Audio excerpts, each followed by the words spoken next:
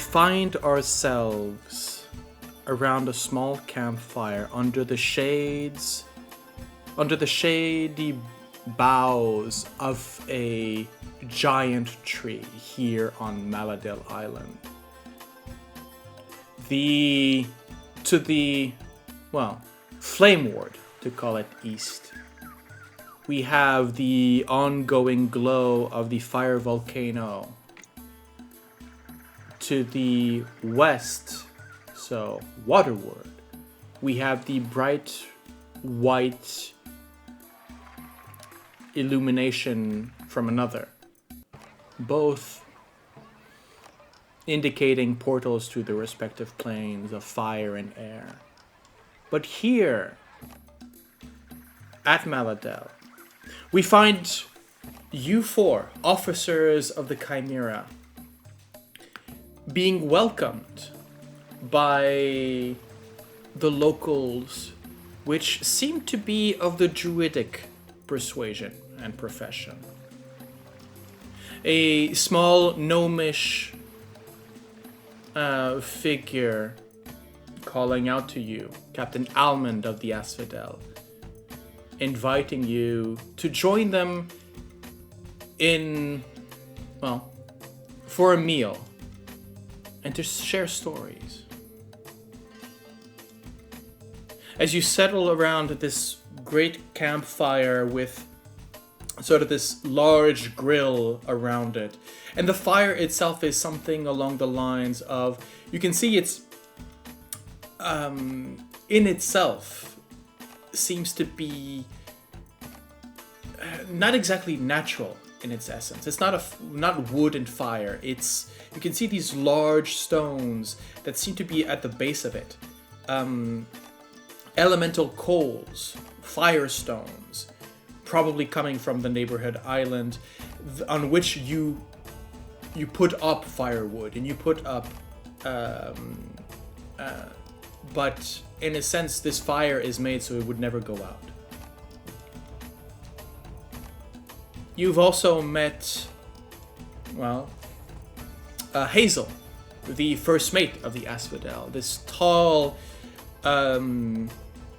grape purple colored skinned tiefling who seems to watch all of you with a very judgmental eye, ready, almost expecting you to break the laws of hospitality here. And at her opposite, the massive shape of Tiberius, also called the Bear, who, with a friendly arm full of food, has invited you to join around the campfire and just help yourselves, as here it is plenty.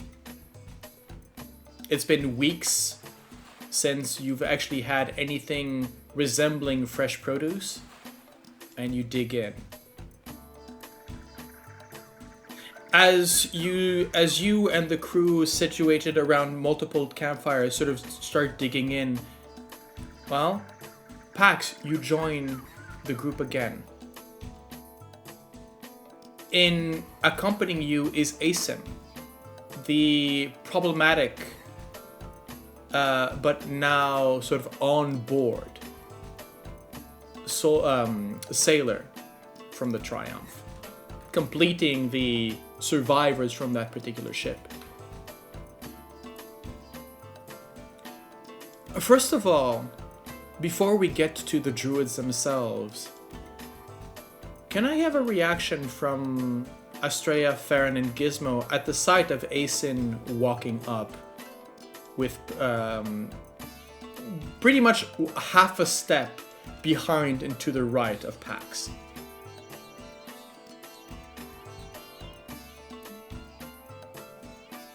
Astrea, upon noticing, will have an eyebrow raise. A little bit surprised, looking at Pax. And what is Pax's expression at that point? How to describe that on a lizard's face? Yeah. You wouldn't notice Pax is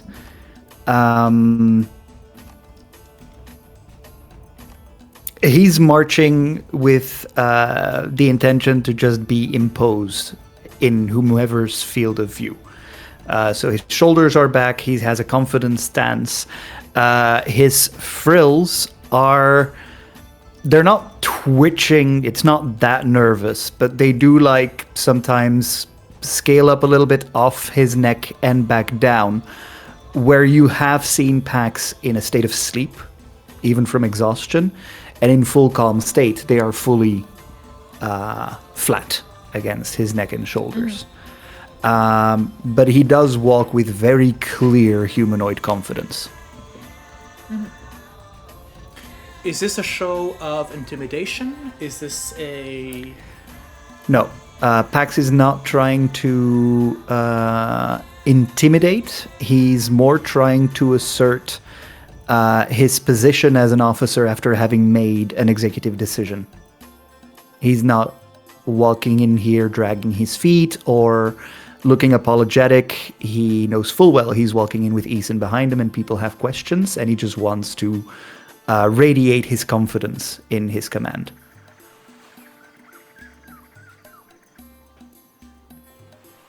Think from So, finishing Astrea's reaction, after the surprise, seeing Pax in full control, she'll have half a smile, a nod, and then turn back and answer whatever question had been asked just before. Okay.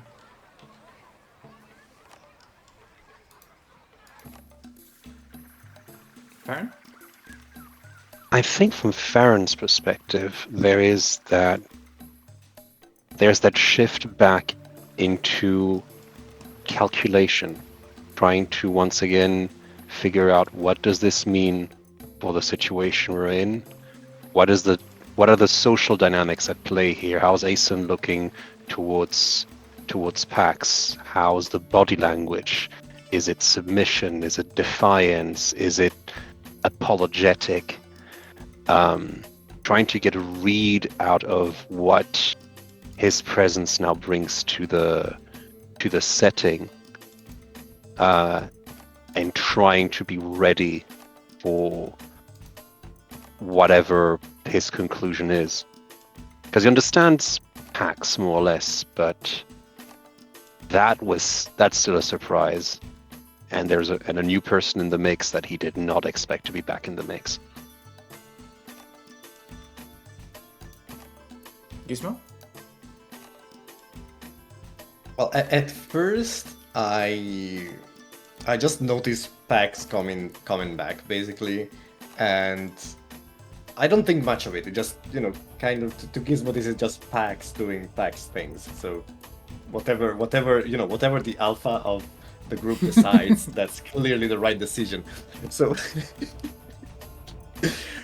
but the second thing I noticed is actually Farron's reaction. I see that he's always kind of brooding, thinking without actually saying what's up with him, what he's actually thinking. So I see myself like I lean in slowly, and I say, "You don't like that guy that much, do you?" Not really, but I'm not sure just how right I am yet. Let's finish our soup and figure out what's gonna happen next, eh? And I am saying that while keeping my eyes on Aaron. Like I'm listening to Gizmo leaning in, but spooning up food with a smile on my face and staring at the newcomer. I just say, "Well, knowing Pax, this is gonna be either very fun or super fun." You keep using that word. I do not think it means what you think it means.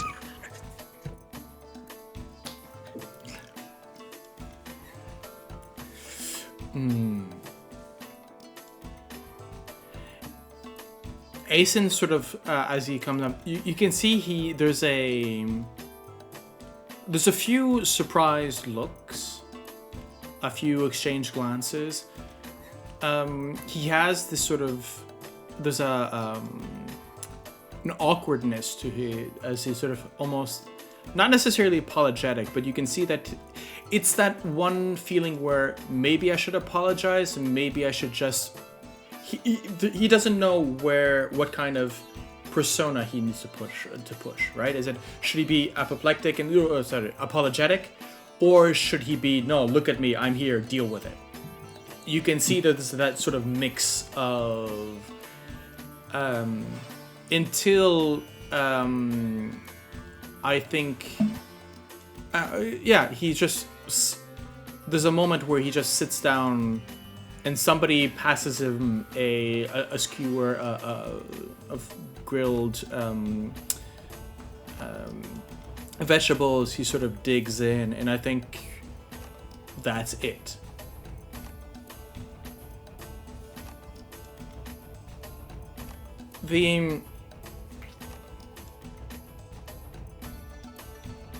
As this sort of happens,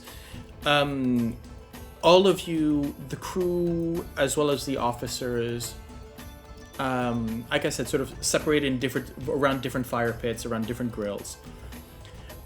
You start seeing sort of coming out, literally out of the woodwork in some cases. We'll get to that in a second. You see other people join. I mentioned the centaur that you had seen sort of pulling up root vegetables. You can see there's a few humans, dwarves, sort of all manner of species of humanoid. A few sort of, one of them you can see has this basically an osprey sort of winding down, sort of calling out, and sort of as it flies down, lands onto a seat and immediately turns into a sort of a white-haired, plumpy little halfling, and sort of just goes, "Oh yeah!" It just sort of grabs two skewers in each hand and just goes biting into it. This would be right next to you, Gizmo. So you have this bird that is about maybe half your size and sort of in mass, just right down, and then a halfling which is entirely bigger than you goes, hi. Hey, that one was mine. I saw it first. And I just grabbed the... Okay, noted. Rivalry, there we go. If there's one rule in D&D is never take a halfling's food. Never take... Excuse me? Right, Oscar, rivalry, there you go. If anything, never take a goblin skewer. Like, that's... everybody knows that. I think there's a... Yeah, but you're a kobold, so it's okay. Yeah. Those are You gnomes. fool! You fell to one of the classic blunders. I think he arrives, and there's that one moment where we see Gizmo and Oscar sort of eye each other up until we move to all of these. You can see that where pretty much everywhere you look, the great tree that is sort of at the center of the island, which sort of mushroom caps the canopy here, has these long protruding roots all over, and it's been very clear to sort of let them, these roots are all over the island. You can really see them sort of branching out. Roots branching out, that doesn't, anyways. And you see Almond sort of come up and go sort of knock on one of these roots, says, dear, if you would join us, we have guests.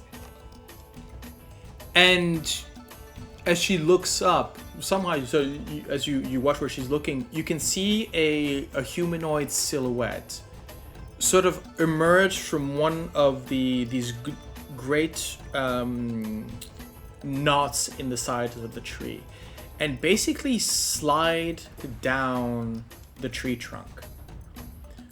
But sliding the same way others would sort of ski down a slope, with feet sort of sliding down, one hand to the trunk as she slides down, and you notice this creature. This is entirely made of wood. As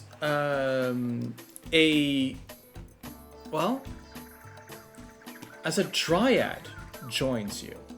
Let me give you the handout here. As we meet Koya of the Asphodel. As well as just above her, Oscar the Osprey. Who is now currently sort of staring off Gizmo as very much a eating and drinking competition has launched between the two of them.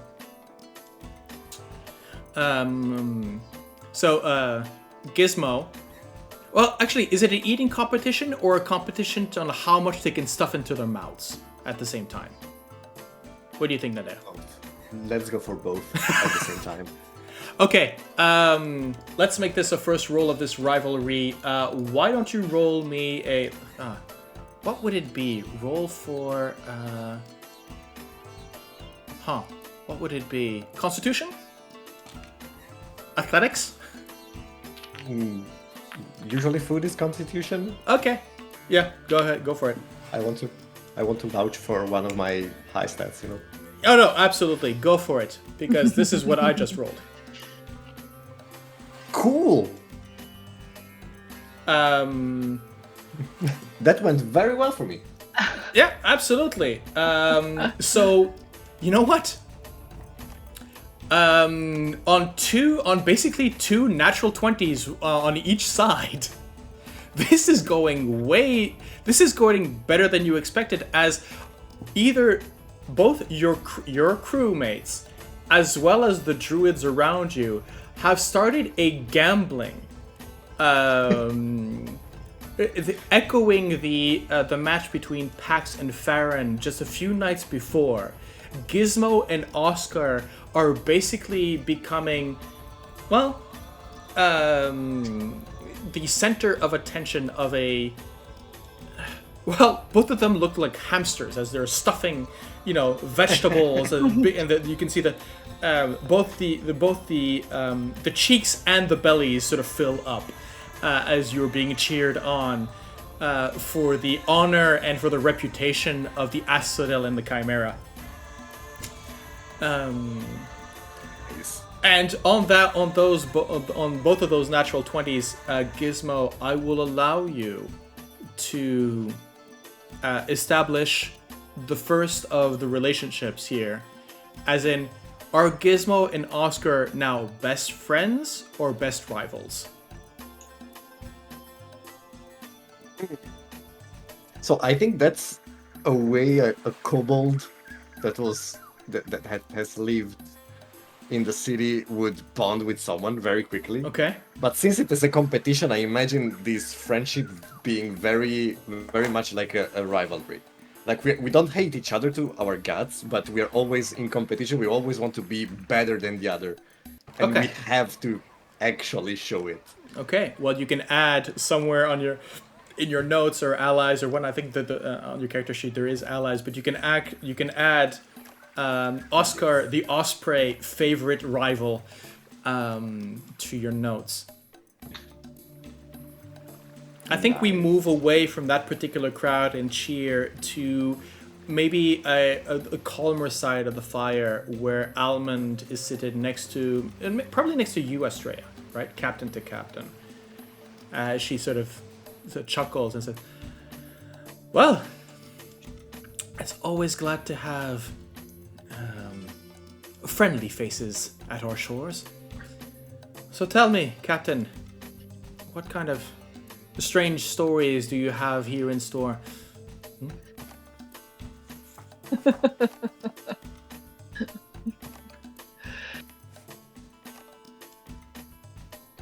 Astrea has a little laugh and really interested. Well,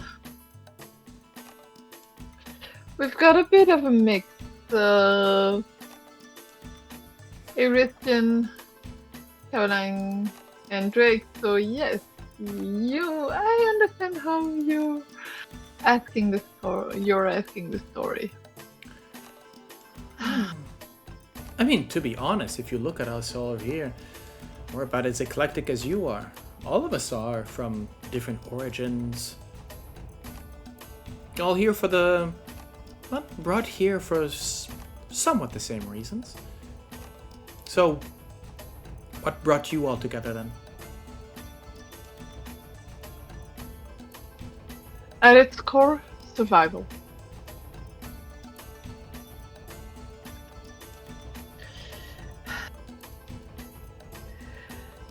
We all lost our ships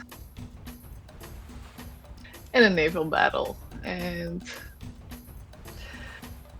well, this ragtag team is what's left over of the different crews. Oh. Classic story of enemies to crew then. Classic story of enemies to this is my best chance at survival. I'm pretty sure Hazel, as she looks to the tiefling, I'm pretty sure Hazel has a couple of novels in her bunk about things like that. Hazel looks back at her captain with a searing eye. Very much in a way that I mentioned not to talk about this. There's a definite bite to the skewer as she digs in. I'm gonna fill my mouth so no one can ask me a question. Yeah, there's a quick sort of wink from Almond to Hazel. No, well, I guess you have a crew that sort of resembles your ship. That's more true than you think, yeah. Oh, I've noticed. And we're still trying to make everything fit. Yes, well, if you did well, if you're in need of any help, I could certainly work on your ship. Make sure that the pieces grow together. That would be greatly appreciated. I must be honest, when we were offered the challenge and I asked a couple of questions, that is exactly why we were sent here. The challenge? Oh yeah, to get to the island. We were actually not really trying to reach the main island of the Drakes. There was just... Oh, yeah. The map we got, so we had, so... Yeah. You met Charleston. Yeah. Yeah, he's...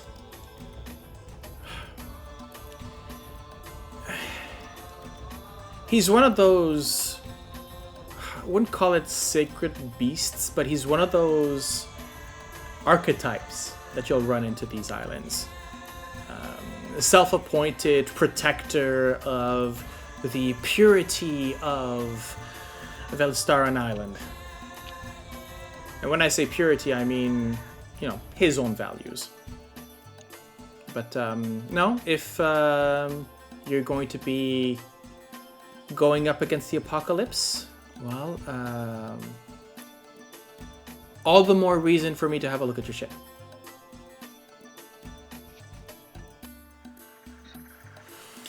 No. We have way less of an emergency to get to Velstaran Island. Now, if we can repair the ship here, that is mostly what we needed. That and supplies. Well, as Tiberius here mentioned it earlier, you are welcome to stay. If you're planning on staying longer, well, if you don't mind, Captain, I'm sure we can put your sailors to some work. Not heavy, busy, but just to keep them occupied. In my experience, idle sailors tend to cause Bring trouble. Yeah. So we're on the right page. And it's obvious that if you are going to work on our ship and help us with supplies, we'll do our part to help you here. Of course. And sort of Tiberius sort of comes in. Captain, about that. I might have a proposition once the ship is. Yeah, sure. Maybe make a run to Phosphera for the. Oh, yes, that would. Not a bad idea, actually. Yeah. Would you be up to, serve as a bit of a courier between us and our neighbor? I don't see why not. Right. To give you a bit more context. Promise. When we stepped off, I told my crew that we'd have a couple of days to recuperate, and to be honest, I think they deserve it. But after that, yeah. Of course, yeah. Wouldn't take much more. Foster Island is just across the way. We supply them with fresh produce, and they supply us with water. Them being the only reliable, source of it here. But yes, as long as your crew don't cause any trouble, you are more than welcome to stay.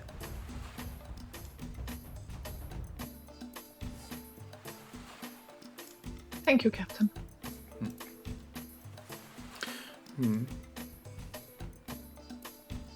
But hospitality aside, I've asked of you and your... Well, let me tell you more a bit about us here. And what led us into the Astral Plane. And she sort of takes... Well, they actually, sorry.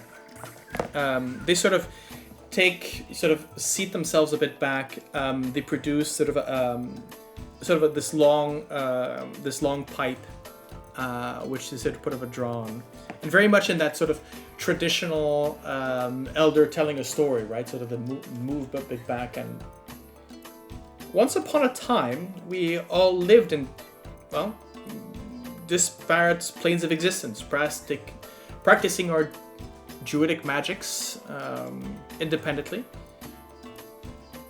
But for better or for worse, we all shared one particular dream.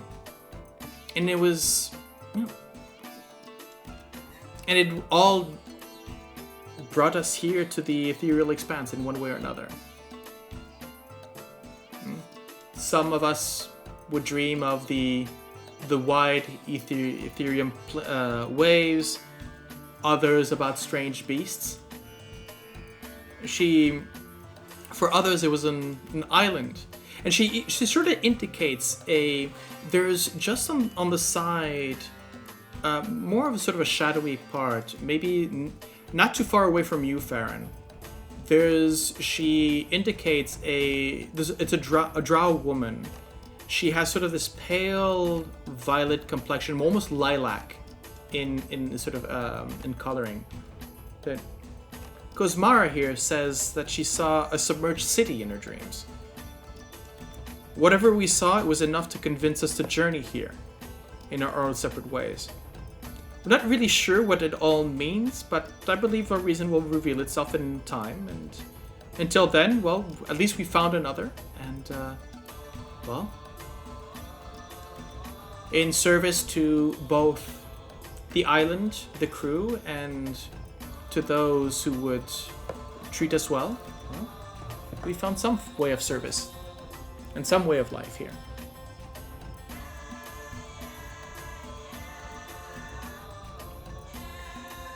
I think you, Farron, you being the closest to her, you actually do see sort of Cosmara sort of as she notices being sort of singled out. There is that sort of introvert going, sort of, you can see her head sort of slightly going to the shoulders and sort of slight wave, going back to her food. There's that sort of maybe a chuckle from Elmond. Don't worry. She's shy, but she's a treasured member of our crew. And again, you see the lilac almost go purple.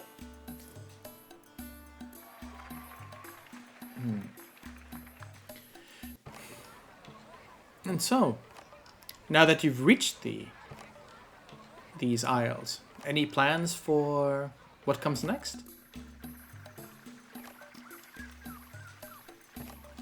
Or is that too early to ask?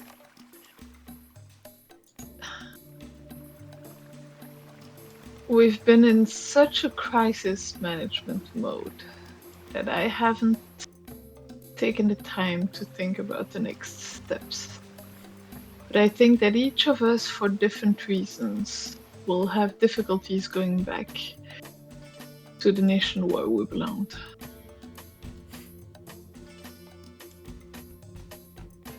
So that is going to be a discussion we still need to have, and a question I need to ask my crew. I'm curious, listening to that conversation a little bit and also watching Mara's body language. Looking her over, her sword, her posture, maybe, does she look like someone who is presenting kind of like to be, oh, I'm just harmless, but is actually really strong, or is kind of like, what can I tell about how dangerous she and competent she is? You mean the drow?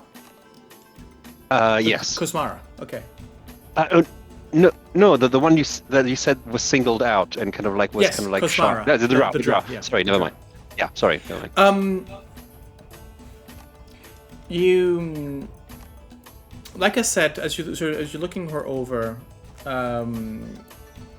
she is, like I said, lilac tint to her face and skin. She's wearing sort of this white robe or dress.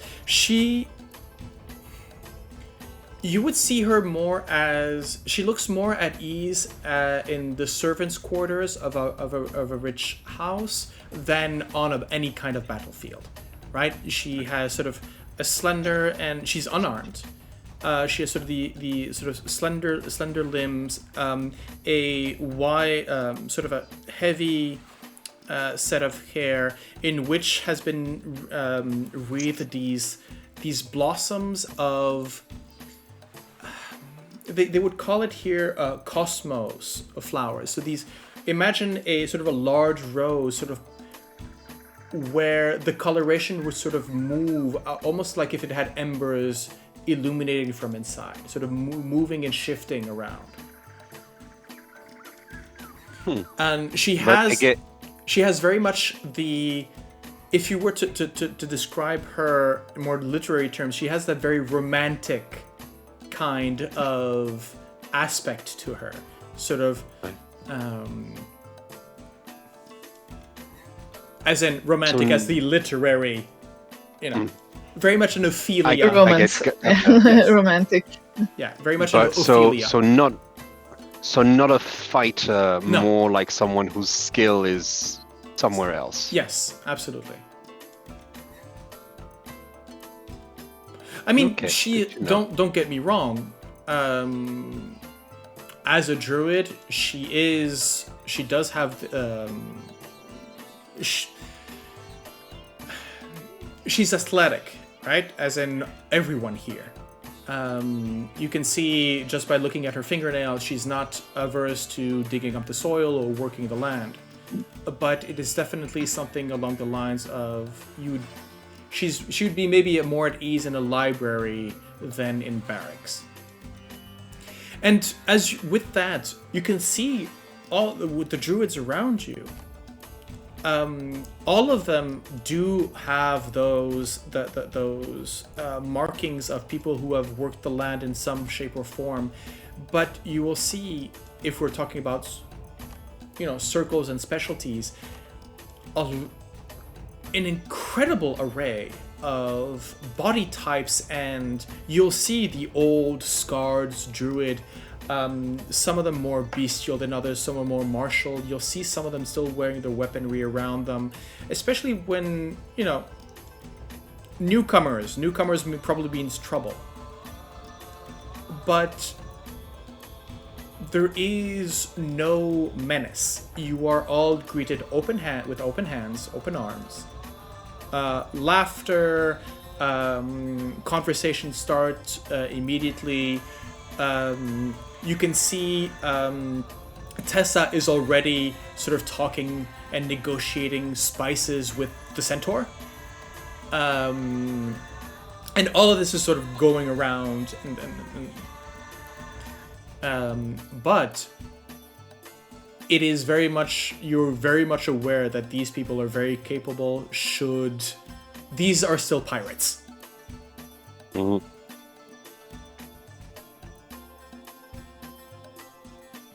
Okay, good to know.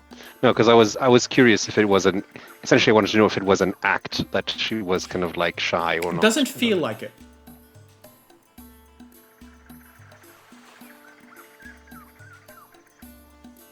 Actually, you know what?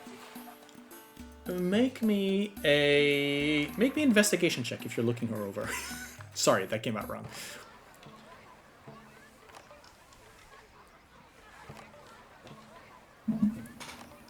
I think you might be muted.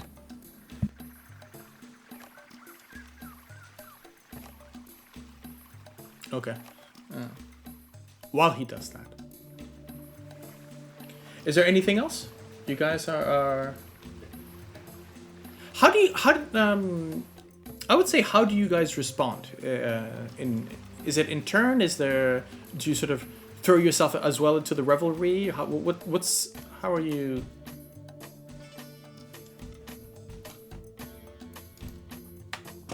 Have we lost Farron? No, I'm still there, okay. And I think okay. Fair. Welcome. I think the rolls should have come through. I've got a 19, I think. Oh, there it is. Right 19, yeah. Just came through. Yeah, actually, you notice that there's a small. I think she has sort of a small bag or sort of that she's placed next to her, and in it you'll have there's several tools, right? There's the equivalent of gardening or sort of so these gardening tools. But what you also notice is a small leather-bound box, pretty much about this big. And you've seen enough of these to recognize when you recognize a deck of cards. Sort of large, these sort of larger cards. Right. Sort of, maybe something like a tarot card, tarot deck, or something along those lines. All right. Okay. But whether for fortune or for play, unclear. Okay. Cool. I think in the scene of the revelry, Pax is going to see Gizmo take up that challenge against that halfling, Oscar. And I think as it becomes more of a thing and Pax gets a bit caught up in the honor of the ship kind of game, not really thinking what ship it is anymore, but that spirit kind of catches him, something that he did do in his service several times. And at one point, Gizmo would see Pax behind him, almost like a coach, like dropping a sash over his shoulder, going like, "Go through the knees, Bed down, white stance. Open up, neck back, dislodge the lower jaw, gullet, and swallow. Swallow, swallow, swallow. And just being like leaning over. You know what? Completely justifying with the help action the advantage that we gave Gizmo just earlier. So yes, perfect. Nice. I think for the first time, which I do just want to point out to the others, they are witnessing Pax at ease, like off duty.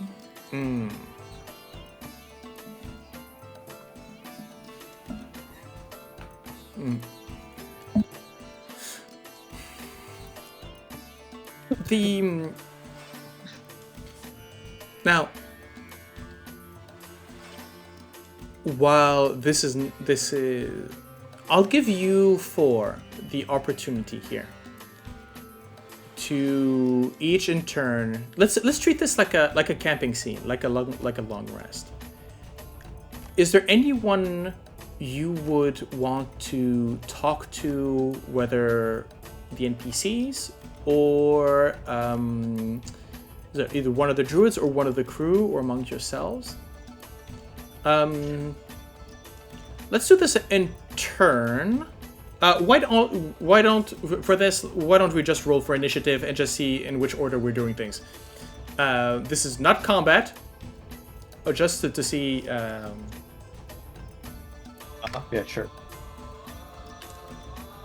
Oh, did I not give you tokens?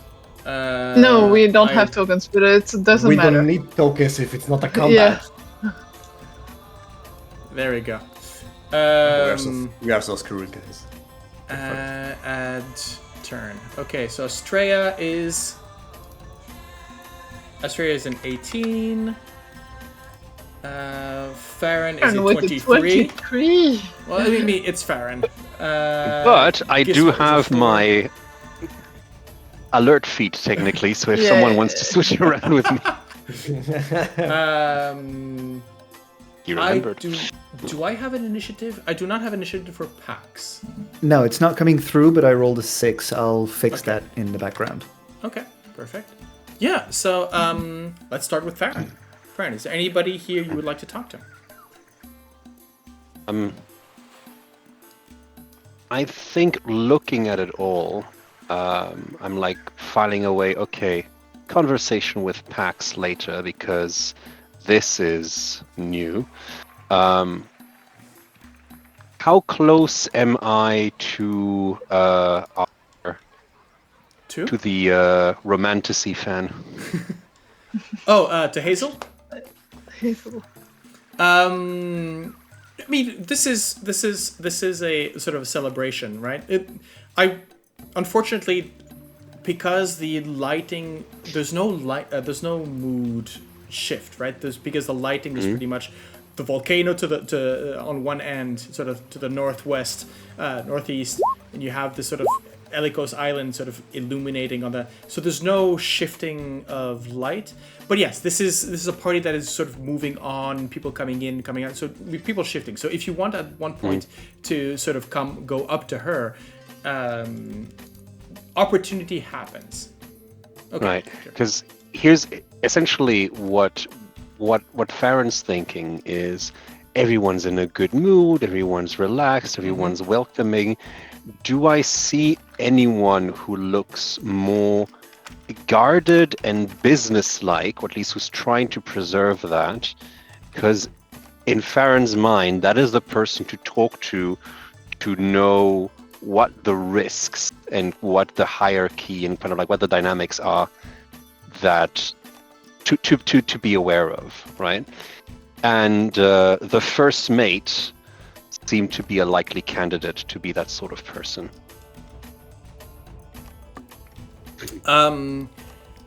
Yes, very much so. While the others, you can see that there's been some conversation between. There's clearly something. There's a relationship between Alman and Hazel. That is the way that Alman sort of talks about Hazel, there's a softness in their voice when they're talking about her, that sort of slight teasing. There's definitely there is a relationship there.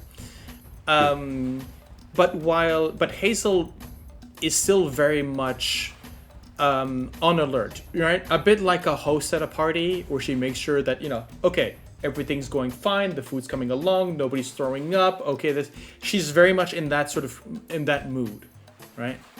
Okay. You'll also notice that two things about the druids here. One, no meat. Second, excellent booze. I mean, when you can literally control the fermentation with magic.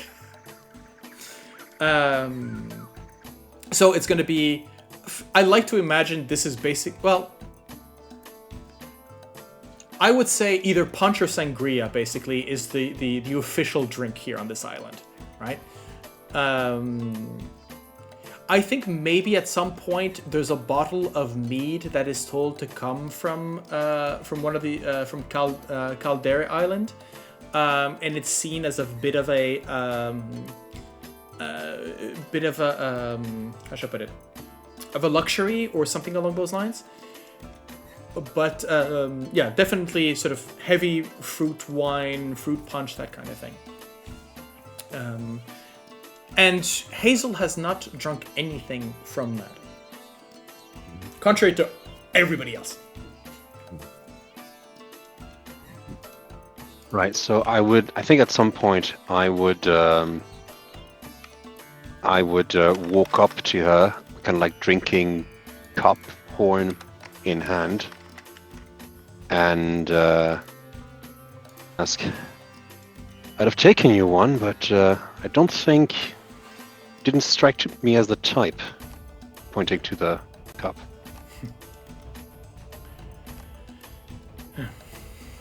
Well, somebody needs to make sure that everything is going okay. You've only just arrived, and well, don't take offense if... I don't believe you should be trusted too quickly either. Oh, honestly, I'm not taking offense. This is probably the sanest thing that I have heard in a long time. But still, I was curious, I suppose. Does this sort of party happen often? Less often than we would like. More often than we should. Do you often take in strays then, or is this more of an exceptional circumstance? Maladel is one of the more welcoming islands of the Drake Islands. This is an island of plenty. We can afford to share and be generous with our guests. Up until the moment where they decide to abuse it. Duly noted. No, we've had an encounter with some of your neighbors. Some race suggestion, kind of like that we politely declined this time. So, all things considered, yeah. Oh, that's what they called. Yeah, that makes sense.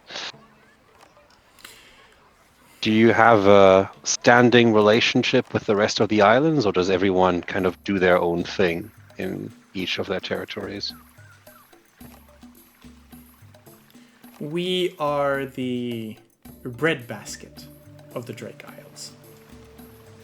As such, we have that privilege of have the protection of everybody else's stomach. If we disappear, if we die off, who is going to feed the others?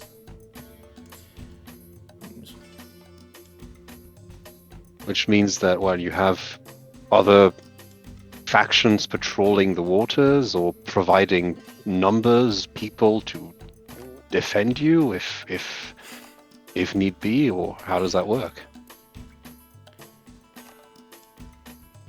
the politics of the Drake Isles is one of ambition and tides.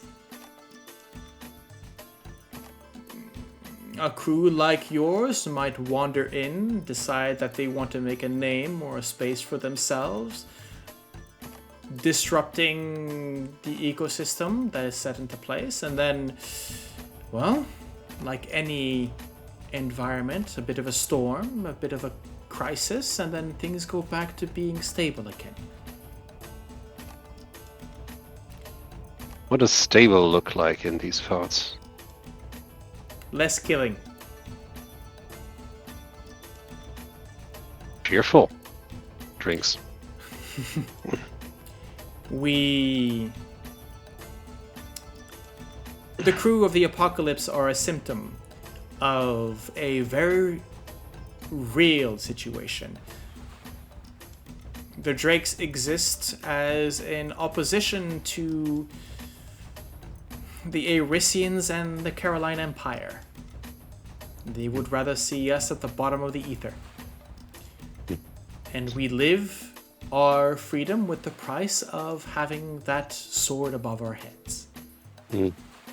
And how often does that sword threaten to fall down these days? Do they venture all the way up here sometimes, or do they usually fight it out at sea? We've had, in recent years, a few pushes. It's been a while since the last attempt at actually invading the islands. We were not here for that. We arrived afterwards. But from what I understand, there was enough firepower in the archipelago to push back any colonizing efforts that the Empire put out. So it's a stalemate then. They don't come over here, you don't go over there, and we go over ether's there. up for grabs. Well, Right. the Asphodelis particular. We're pirates by definition, if not by nature. We'll do what we need to do, but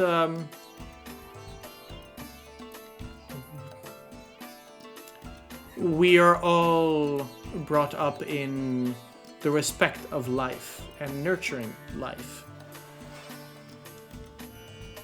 All the while understanding that death is a part of nature and the cycle. And again she smiles, that sort of grin of that. I'll say this, it's more of a practice theatrical grin that is supposed to intimidate than actual. It's more of a performance than actual intention behind. Right. She's looking, she knows that as a tiefling she has, and she's tall. She's about, I think she without her horns, she would maybe be roughly right under 2 meters tall, very sort of thin, lanky. But with the horns, of course, sort of extending her even more. She knows that and she uses that.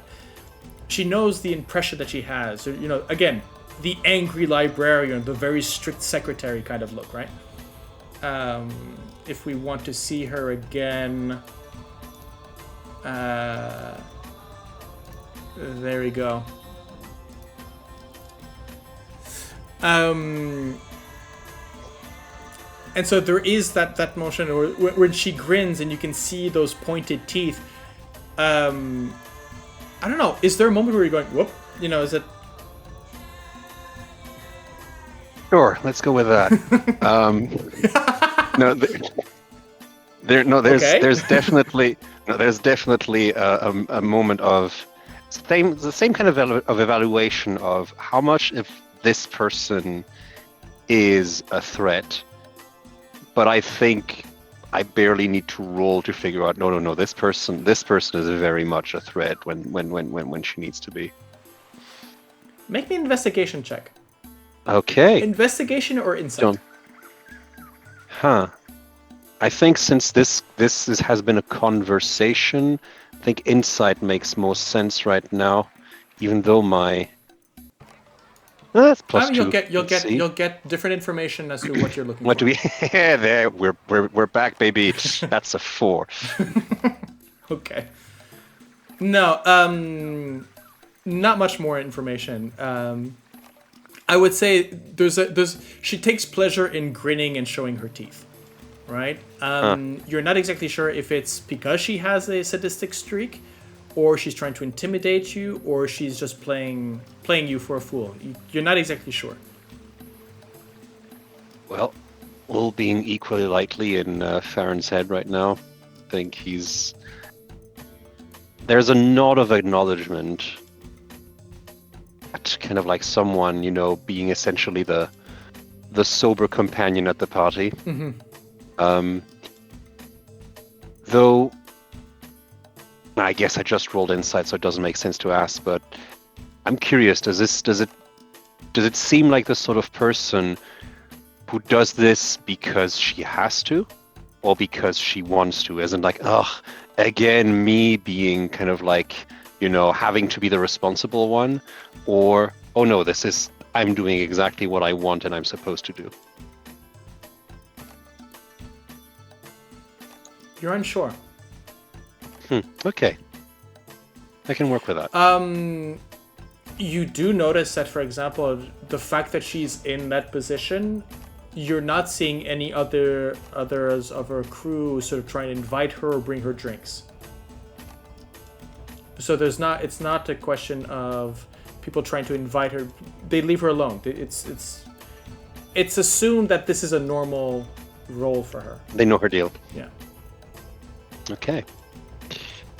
And I was like, well, in the hopes of not being too much of a disturbance then. And just lifts his glass and goes to see and if... she just sort of, with her a glass of very clear water, she just sort of... And tries to find Pax. Okay. Astrea? Let's move to you. Astrea is going to enjoy the around. party. Astrea is going to enjoy the party for a little bit. Probably drink one glass of punch while watching everyone having fun. But once her glass of punch is empty, she'll stand up, not disturbing the party, not attracting any attention, just another person probably going to the bathroom or something, but step aside and enter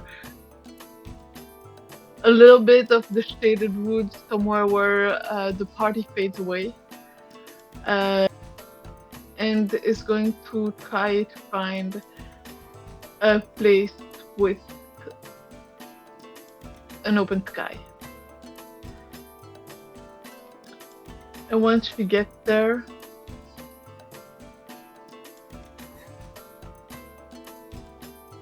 she is going to exhale, and that sigh of relief, of stress getting out of her, she's gonna fall on her knees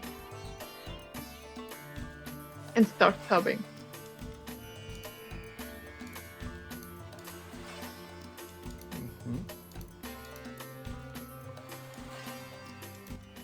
And she is going to stay there for quite some time. It is going to last a moment. Is there anyone, and this is the player deciding, right?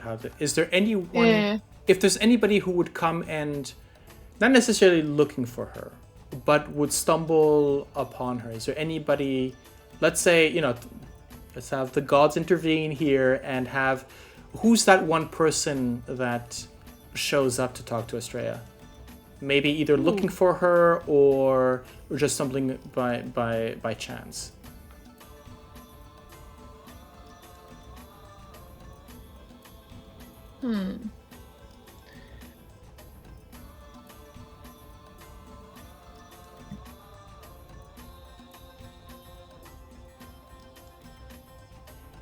could I don't have.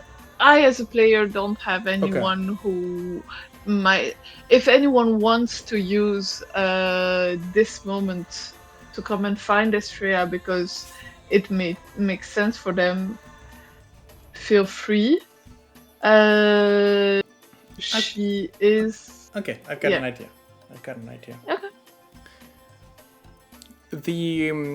We have the sort of there's a moment where the sobs sort of calm down.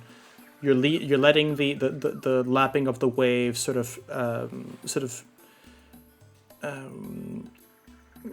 bring you back to that state of sort of serenity in a way. And behind you, you hear the hoof fall of Karen, sort of coming up. Right, the heavy set silhouette of the Minotaur sort of moving up.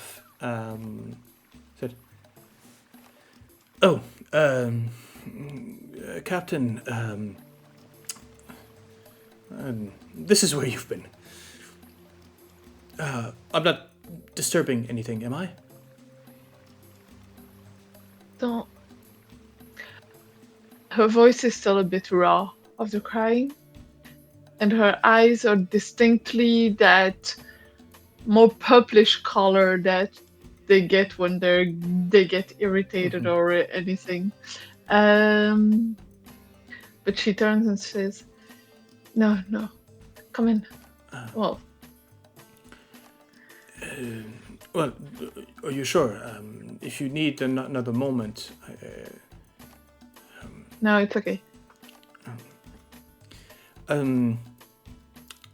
Permission to anything? permission to speak freely, Captain. Yes. Thank you. She sort of moves up, doesn't actually sit down, but sort of comes down on her haunches, which still means that if you were standing up, she would still be eye to eye to you, pretty much. Yeah.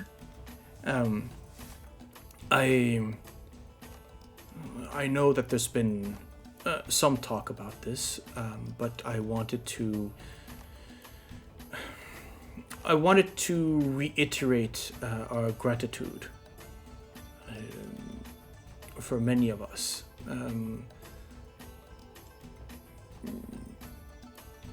There was no reason or rhyme as to why you would have taken us in, and well, part maybe the survival aspect, but the fact that you decided to take under your command,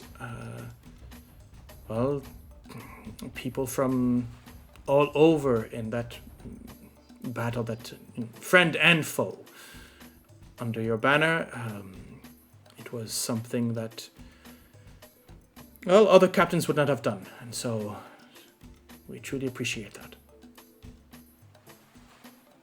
Thank you for saying that, Karen. It hasn't been the easiest getting off that island and surviving, but I think we have the makings of a decent crew. I would agree. Altogether.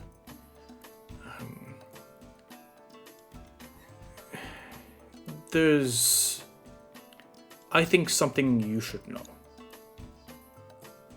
about my former captain. As most of the survivors are, well, there's a fair share of us that were coming from the Triumph. Yes. There's Grasha, Captain Grasha. Well, she had a different way of doing things, and some of the crew are maybe used to that manner of. She had a way of directing through, well, fear, basically. I was technically her muscle, but of the two of us, she was definitely the most dangerous one. And she made sure that everyone on her crew knew about it. I just want to say that, so that, well, you understand, and while I understand that Paxaloxel was a good first mate to Captain Grasha, and I think he makes an excellent choice to serve under you. Just be aware that, well, he spent most of his time under Captain Grasha and, well, has picked up her methods. Seeing him tonight as softer side was something very rare and something that actually Grasha would rarely authorize by fear of fraternizing with the lower decks. The fact that is absolutely. To be quite honest as well,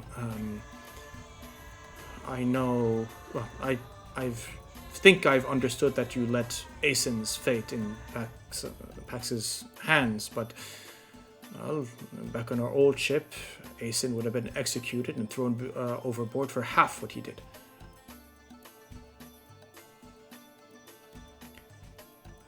What I'm saying, Captain, is I appreciate the situation you are in. We appreciate the efforts you've done.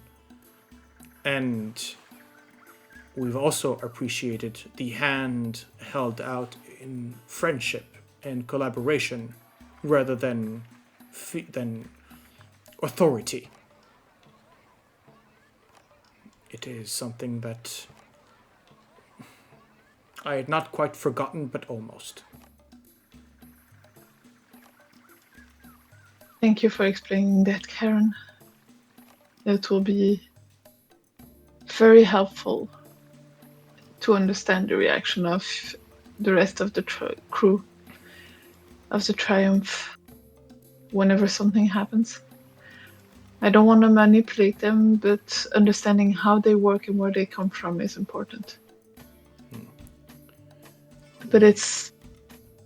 I guess you understood that from how I've acted so far, but that's not how my ship worked and not how my captain worked. And... well,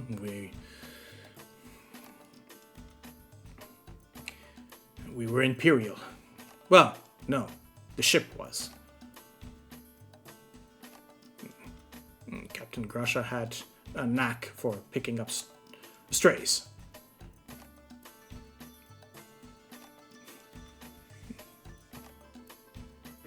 But that is besides the point for now. I believe that Jorg has started playing. Was looking around for you, and you can hear actually sort of music starting to build up. The sort of bodhran type of sort of hand drum that you would recognize from him playing, and then you have sort of a lot of sort of pipes that sort of a couple of string, maybe sort of maybe something of a violin or a fiddle. You're not exactly sure. Starts playing. You actually do hear there's a few. There's a couple of voices that start singing as well. Where you start hearing these songs.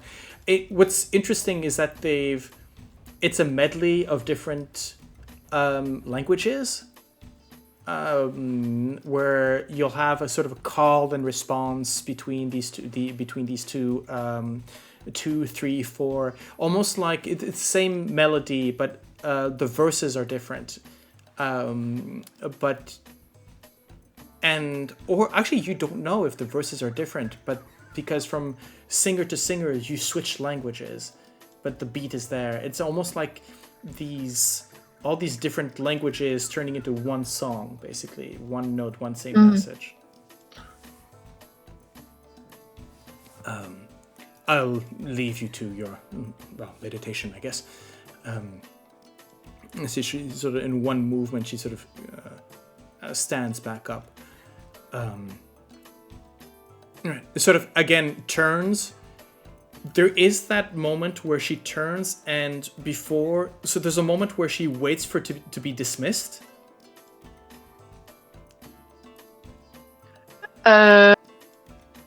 Astrea will just thank you, Karen. And you see the hand go up in that imperial salute, and sort of drop and sort of nod and sort of walk away. Mm-hmm.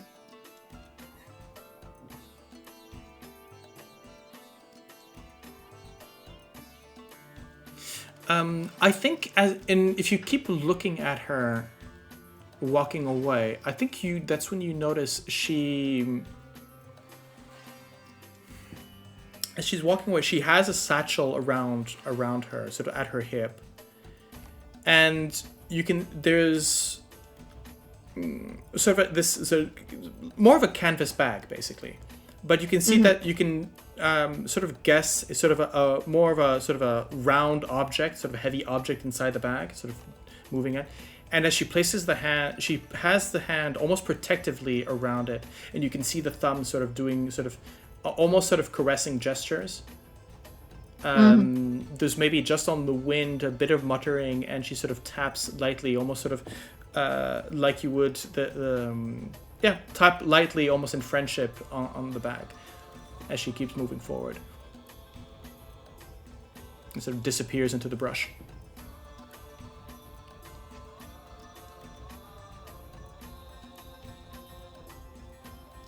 Astrea again sighs, but this time has a smile. And she's gonna look up to the sky, find the constellation, find the Athlet constellation, say a quick prayer, and then go back to the festivities and go back to the party and. Okay. Yeah. We are going to hear from Pax and Gizmo, but how about we take this opportunity, this moment here, to take a break? So, friends, foes, those undeclared, we will see you next time. And players, you know what to do. Go get a drink, get a snack, shake your legs, and we will see you for part 2 of this little around the fire get together. See you then. Exciting.